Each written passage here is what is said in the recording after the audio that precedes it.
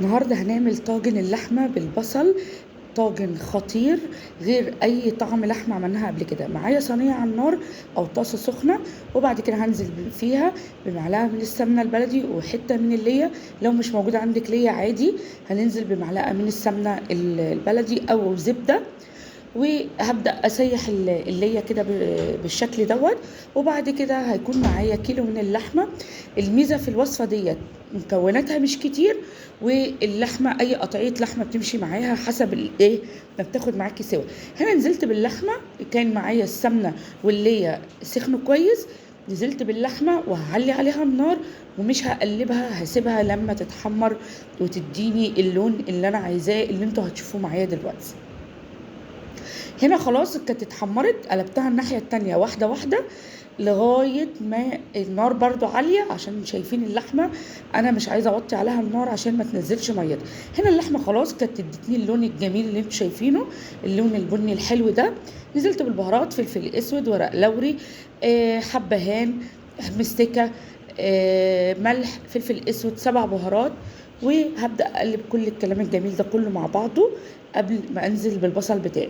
هي المكون بتاعها زي ما انا قلت لكم مكوناتها مش كتير، عباره عن بصل ولحمه وبهارات.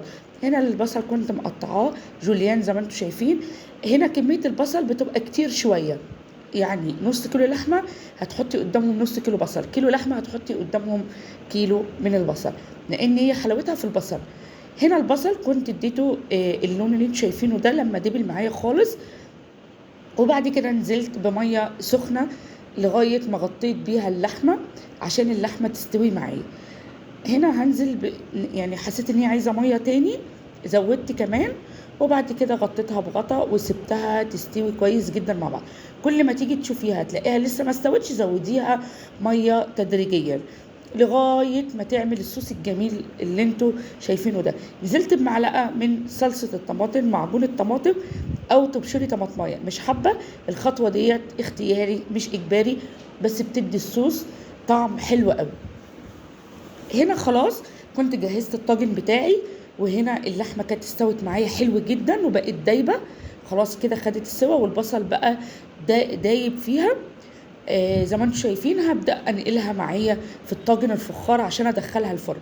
هنا معايا معلقه من السمنه البلدي دهنت بيها الطاجن ونزلت باللحمه بالبصل.